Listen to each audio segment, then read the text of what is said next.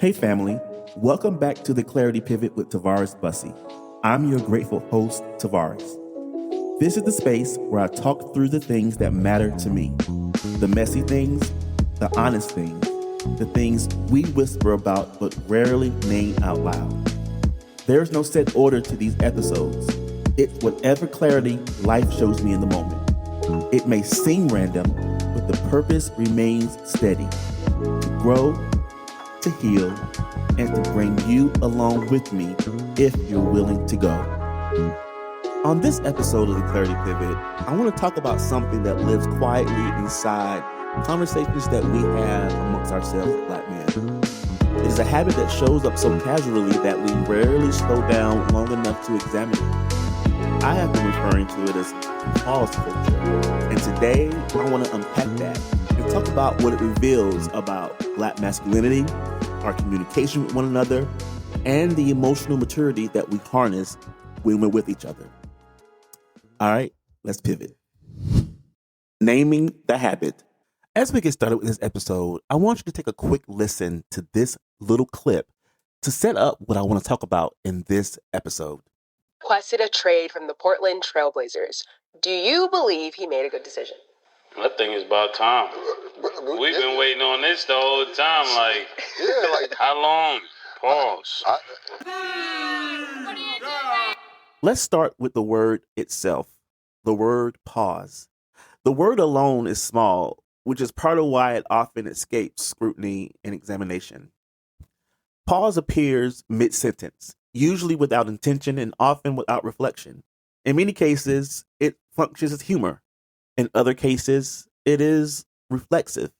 And sometimes it is simply language that has been repeated so often that it feels automatic. That distinction matters, especially when we're talking about Black men. Not every habit is driven by fear in the moment.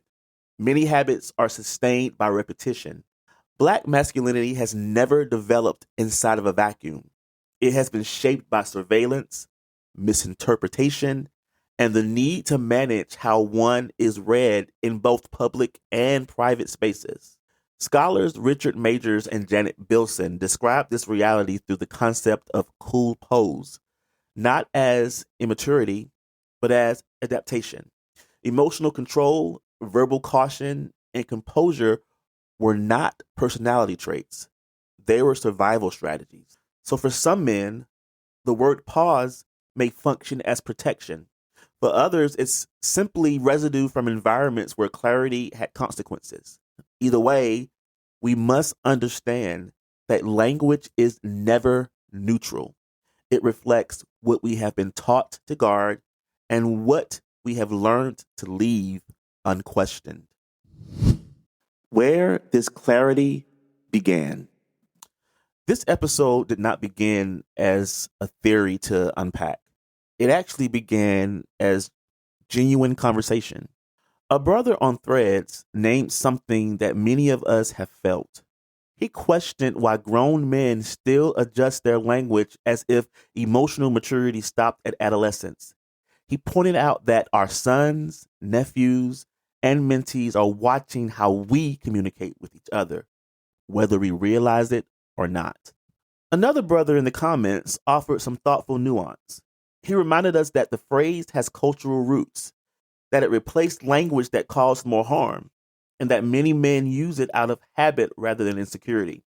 As I read that perspective actually mattered, and it was offered in good faith. What stood out to me was this assumption beneath it, the assumption that because something has cultural origins that it should be exempt from critique, that because a habit once served the purpose, it should remain protected indefinitely. Black culture has never grown that way. Black people evolve by interrogating what we inherit. We remix, we revise, we release what no longer serves our well-being as a community. Habit explains how our behavior began, but it does not excuse us from examining its present impact. That realization is what sparked this clarity pivot. Black masculinity and the mental health of Black men. Black masculinity cannot be separated from Black men's mental health. Contemporary Black scholars such as Dr. Wisdom Powell and Dr. Thema Bryant remind us that emotional health is relational. It is shaped by whether Black men experience safety, permission, and clarity in how we express ourselves.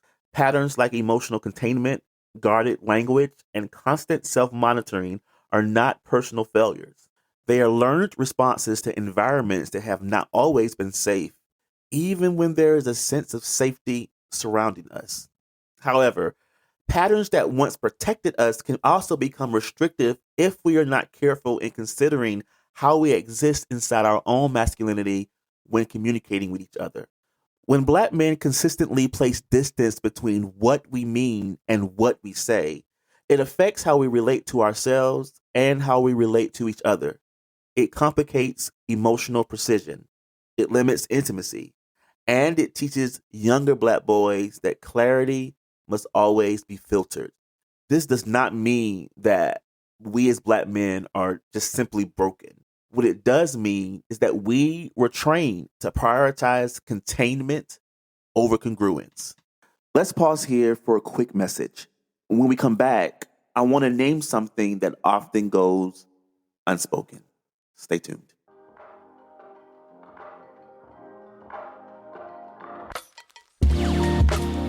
This episode is sponsored by TJB Solutions, supporting education, graphic design, podcasting, and professional and creative writing. If you need clarity in your brand, your school community, or your creative projects, TJB Solutions is ready to support your vision. For more information, contact us at tjbsolutions100@gmail.com. If you want to stay connected with everything I'm creating, follow me on Substack, TikTok, Instagram, and Threads at Tavares Teaches. My digital business card is in the description. Now, let's get back to the work. Unintentional harm and who is in the room. There is another layer to this conversation that I believe deserves to be named with real care. No blame, no shame, no guilt, just care. You see, many of the spaces where pause culture shows up most often are spaces traditionally framed as heterosexual male environments. Fraternities, Masonic lodges, athletic teams, barbershops, locker rooms, spaces built around brotherhood, trust, and shared identity. But there's this nuance that we must include into the conversation that we often dismiss. Queerness has always existed in these spaces. You see, Black queer men have always been present in fraternities, lodges, sports, and other male centered institutions. What has changed is not presence, but our willingness to acknowledge it openly. When language like pause becomes habitual, even when it is meant jokingly, it can send an unintended message. Not a message of rejection, but a message of distance. A signal that certain expressions of closeness or warmth need to be quickly corrected, clarified, and in many cases, dismissed. This is not about accusing Black men of intentional harm. Most of the time, the intent is neutral and even playful. However, impact does not require intention in order to exist. As Dr. Thema Bryant reminds us, belonging is shaped by what is consistently signaled as acceptable. When reflexive habits go unexamined, they can quietly reinforce the idea that queerness in male spaces must be managed rather than simply acknowledged and accepted. For Black queer men in these spaces, that repetition matters. It teaches them how much of themselves must be edited in order to remain comfortable. Naming this does not require blame. It requires honesty. If Black male spaces are truly to be about brotherhood, then brotherhood must be expansive enough to include the full reality of who and what has always been in the room. My position on the matter. So I personally don't use the phrase pause, especially not in the way it's used in this conversation. I speak with clarity, understanding, and completion. I mean what I say in whatever context I choose to say whatever I'm saying. I don't avoid the phrase pause out of judgment. I avoid it because it no longer aligns with how I want to communicate. When I speak, I trust my intention. If I know what I mean, I allow my words to stand without qualifiers. And I expect the person that I'm speaking to have that same understanding. I am not interested in padding clarity with habit, and I am not willing to dilute intention for the sake of comfort. This is where Don Miguel Ruiz's Four Agreements resonate so deeply for me. And if you do not have this book, you need to get it. I read it religiously just to remind me of the man that I'm becoming. In this case, the one that sticks out closely in regards to this conversation is the one that says, be impeccable with your words. Impeccability is not about perfection. It is about integrity. It is about alignment between thought, intention, and expression. For me, Black masculine maturity sounds like trust in one's own voice without constant self-correction.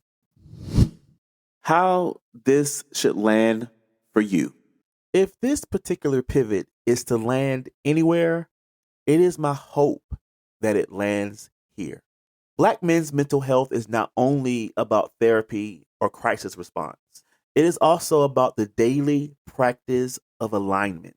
It is about noticing when habit shows up before intention and choosing clarity instead. This week, pay attention to your language.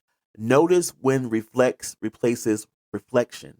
Then ask yourself whether your words reflect the man you are becoming or simply the man that you learned to be. You see, I believe that Black men deserve language that heals, not just language that protects.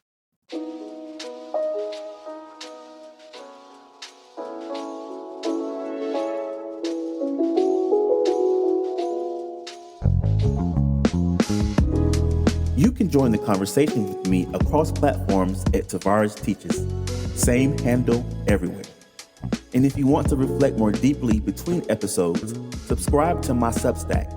That's where I share thoughts that don't always fit into the microphone. There, you'll find exclusive insights, early and bonus episodes, and reflections that I only share with my Substack subscription community. Also, keep an eye out for the Clarity Journal, a guided space to think, feel, and choose with intention at every pivot. This community grows because we grow together.